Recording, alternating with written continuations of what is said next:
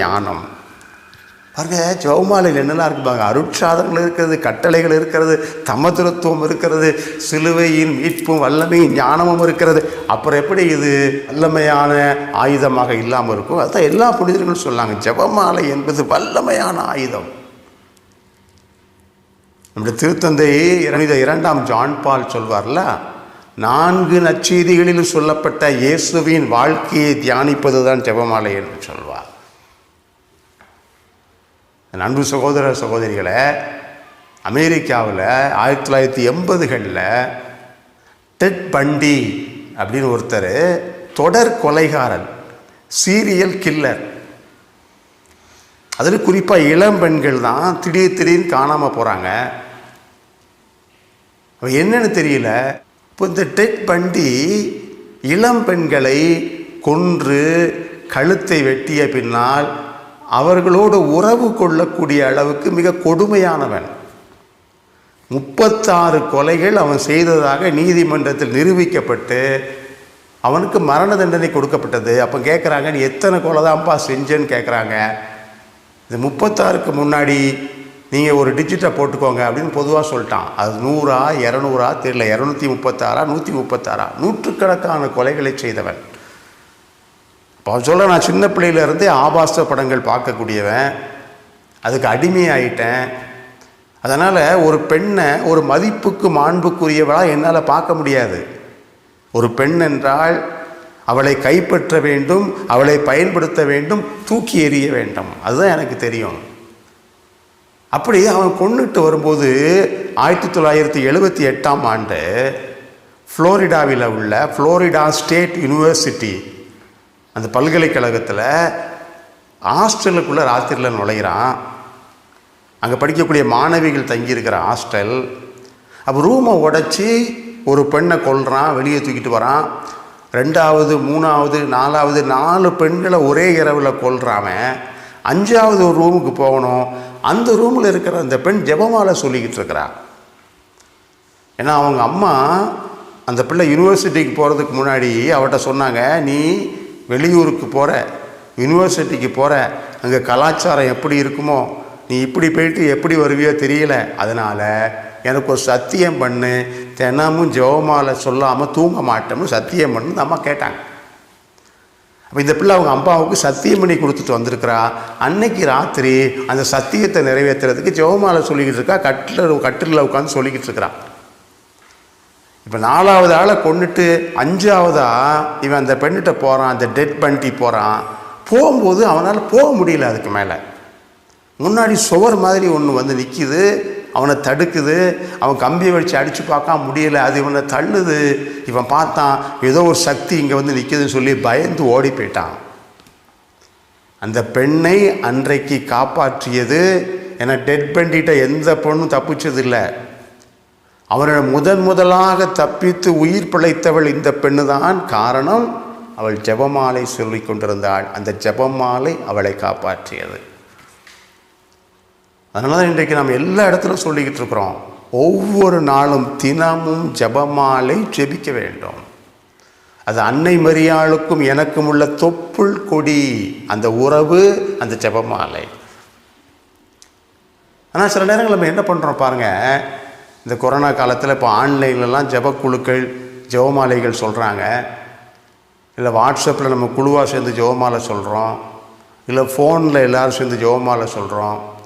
அன்றைக்கி ஒரு ஆன்லைனில் ஒரு குழு ஜெபமாலை சொல்லிக்கிட்டு இருந்தாங்க.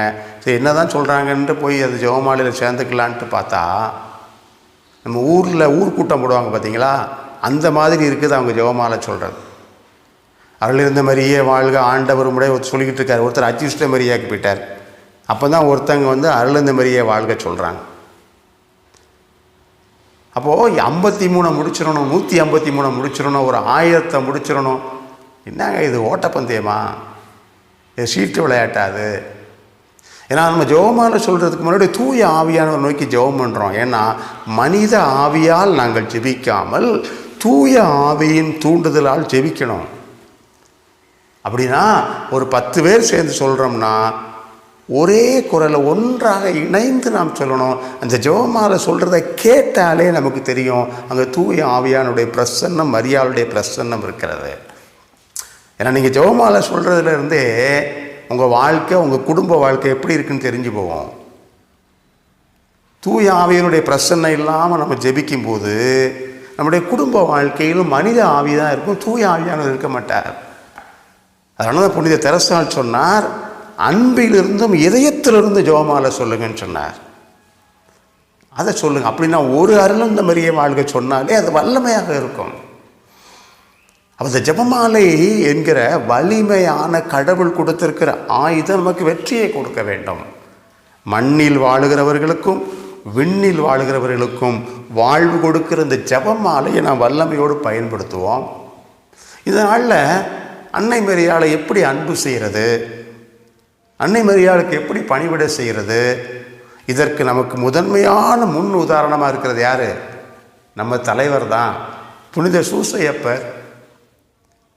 அன்னை மரியாளை எப்படி அன்பு செய்ய வேண்டும், மதிக்க வேண்டும், பணிவிடை செய்ய வேண்டும் என்பதில் சூசையப்பருக்கு ஈடு இணை யாருமே கிடையாது. அவர் தான் முதல்ல அன்பு செஞ்சார். அது மட்டும் இல்லை, அன்னை மரியாளின் மாசற்ற இருதயத்துக்கு தன்னை ஒப்பு கொடுத்த முதல் ஆள் புனித சூசையப்பர். அவர்கள் இருவரும் நமக்கு மிகப்பெரிய ஒரு அவர்களை போல வாழ்ந்த தம்பதியர் உலகத்தில் கிடையாது, சான்ஸே கிடையாது. அவங்க ரெண்டு பேரை போல. அதனால தான் நமக்கு திருக்குடும்பம் நம்ம ஒவ்வொரு குடும்பத்துக்கு ஒரு முன் மாதிரி. அது தம்பதியர்களுக்கு அன்னை மரியாள் சூசையப்பரும் மிகப்பெரிய ஒரு முன் உதாரணங்க. ரெண்டு பேரும் இன்னைக்கு பிரியாமல் தானே இருக்கிறாங்க. நீங்கள் பாத்திமாவில் மாதாவினுடைய கடைசி காட்சி அக்டோபர் 13 1917 ஆண்டு. அன்றைக்கு பெரிய சூரிய அற்புதம் நடக்குது. நமக்கு தெரியும், சூரிய நடனம் ஆடுகிறது. 75,000 மக்கள் அதை பார்க்குறாங்க. மரியாள் காட்சி கொடுத்துட்டு மரியாள் போனதும் மழை பெய்யுது. சூசையப்பர் குழந்தை இயேசுவோடு வந்து காட்சி கொடுக்குறார். ஏன்னா பாத்திமாவில் என்னென்ன காட்சிகள்லாம் வந்ததுன்னு நிறைய பேருக்கு தெரியாது. இப்போ மாதா காட்சி கொடுத்தாங்கன்னு மட்டும்தான் தெரியும். வானதூதர்கள் காட்சி, நற்கருணை காட்சி.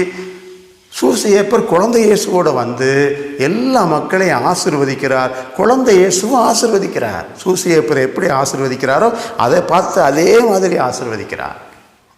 இப்போ மரியாள் சூசையப்பருக்கு கொடுக்குற மரியாதை, மதிப்பு இருக்கிறதே, மாண்பு இருக்கிறதே, அது மேலான ஒன்று. ஏன்னா இன்றைக்கு அதுதான் தேவை. ஏன்னா அருட்சகோதரி லூசியாவுக்கு அன்னை மரியாள் சொன்ன செய்தி என்ன தெரியுங்களா? நமக்கு தெரியும் என்ன? சாத்தானுடைய கடைசி போர் திருமணத்திலும் குடும்பத்திலும் தான் இருக்கும். இன்றைக்கு அது நடந்து கொண்டிருக்கிறது. ஏன்னா காலம் நெருங்கி விட்டது. இப்போ சாத்தானுடைய இந்த இறுதி போரில் அன்னை மரியாள் வழியாகத்தான் நம்ம தலையை நசுக்கி நம்ம வெற்றி பெற முடியும். இப்போ என்ன செய்யணும்? குடும்பத்தில்னா ஒரு கணவன்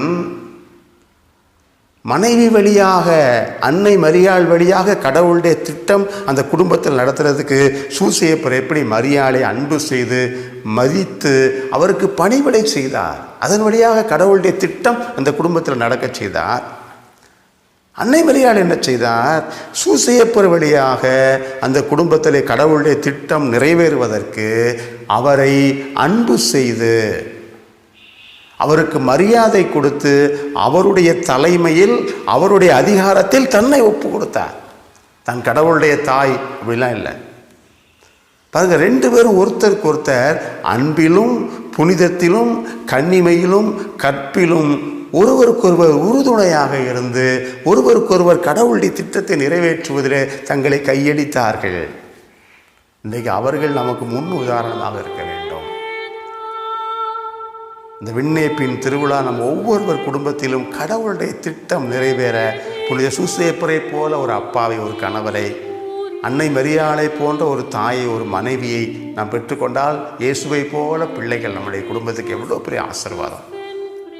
இந்த விண்ணேற்பு பெருவிழாவில் விண்ணுக்கும் மண்ணுக்கும் அரசியான அன்னை மரியாள் மண்ணக ஆசிகளாலும் விண்ணக ஆசிகளாலும் நம்மை நிரப்புவாராக. அதற்காக பரிந்து பேசி ஜெபிப்பாராக. அவருடைய ஆசிரியரை நாம் பெற்றுக்கொள்வோம்.